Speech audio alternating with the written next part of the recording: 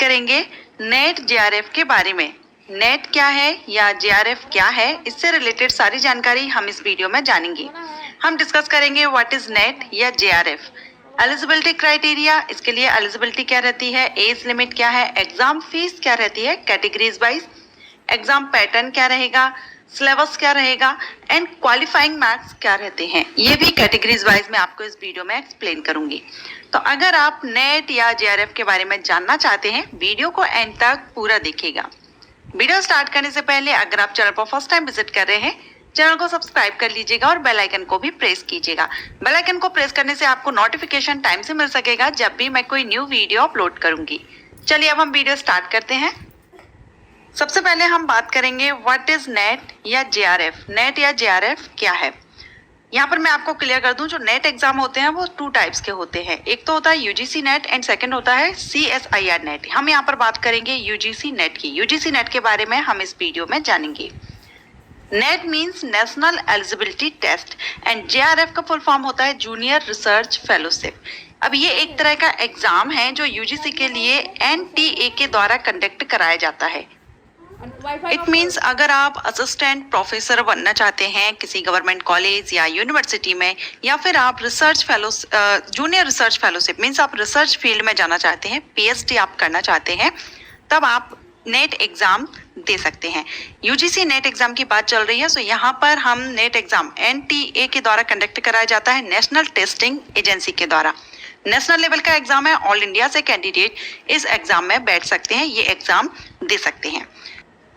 अब हम बात करेंगे एलिजिबिलिटी की। एलिजिबिलिटी क्राइटेरिया क्या रहता है, तो अगर हम क्वालिफिकेशन की बात करें तो यूजीसी नेट के लिए आपका जो क्वालिफिकेशन है वो पोस्ट ग्रेजुएशन होना चाहिए, मिनिमम 55% मार्क्स के साथ। किसी भी स्ट्रीम से आपने पोस्ट ग्रेजुएशन कंप्लीट किया है तब आप यूजीसी नेट एग्जाम दे सकते हैं।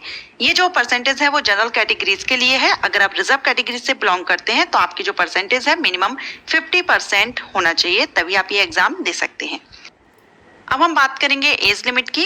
एज लिमिट क्या होनी चाहिए नेट एग्जाम के लिए, तो वैसे तो नेट एग्जाम के लिए किसी भी तरह की कोई अपर एज लिमिट नहीं है। आप कितने भी बार चाहें ये एग्जाम दे सकते हैं, जब तक चाहें एग्जाम दे सकते हैं, लेकिन यहाँ पर कुछ कंडीशंस हैं जिसके अकॉर्डिंगली आप ये एग्जाम देंगे।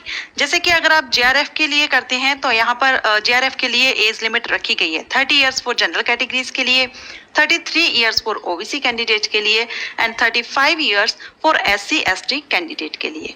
अब अगर हम असिस्टेंट प्रोफेसर की बात करें तो असिस्टेंट प्रोफेसर के लिए किसी भी तरह की कोई एज लिमिट नहीं है। इसीलिए मैंने आपसे बोला कि नेट एग्जाम के लिए कोई अपर एज लिमिट नहीं है। बस अगर आप जेआरएफ के लिए करते हैं तभी आपका जो अपर एज है वो 30 एंड 33, 35 है।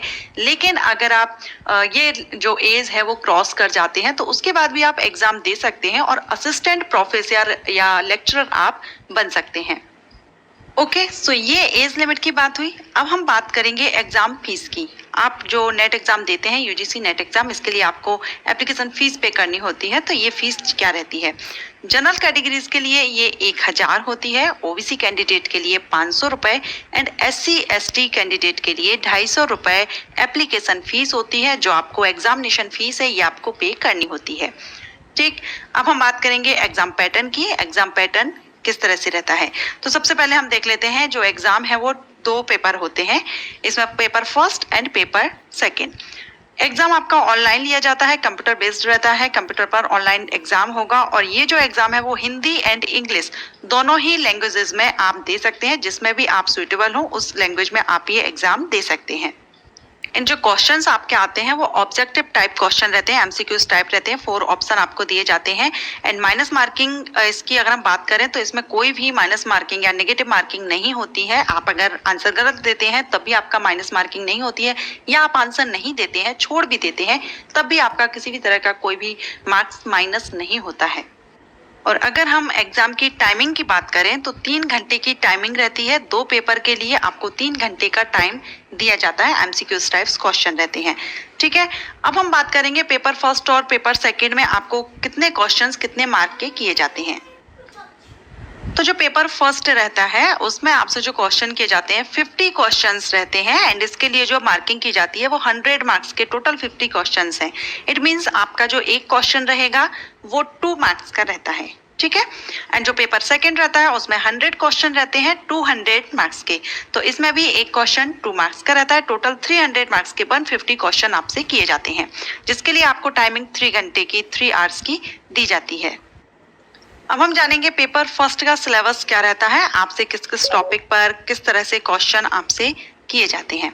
तो इसमें जो पेपर फर्स्ट रहेगा उसमें आपसे teaching aptitude, research aptitude, data interpretation, mathematical reasoning and aptitude, logical reasoning, information and communication technology, people development and environment, ये टॉपिक्स हैं जिनको आपको कवर करना होता है। इनसे आपको क्वेश्चन किए जाते हैं। ये एग्जाम नेशनल लेवल का रहता है, थोड़ा हार्ड रहता है, टफ रहता है, इसके लिए आपको तैयारी अच्छे से करनी होगी।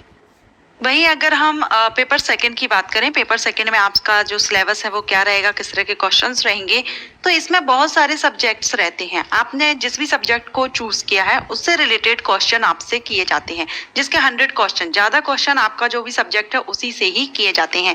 सो ये आपके सब्जेक्ट पर डिपेंड करता है, आप जिस भी सब्जेक्ट को चूज किया है उस पर आपको अपनी तैयारी करनी होगी, उसी से क्वेश्चन आपके सेकेंड पेपर में आएंगे।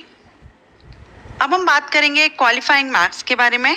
अगर आप ये एग्जाम देते हैं तो आपको कितना परसेंटेज रिक्वायर्ड रहता है इसको क्वालिफाई करने के लिए। तो जनरल कैटेगरीज के लिए है 40% लाना जरूरी है क्वालिफाई करने के लिए।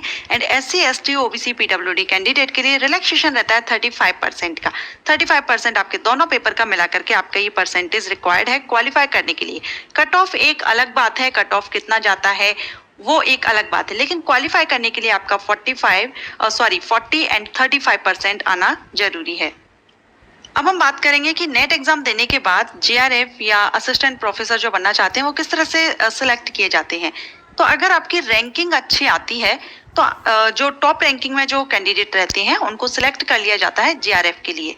और JRF के लिए आपको जो स्टिपेंड है वो दिया जाता है, फेलोशिप आपको दी जाती है।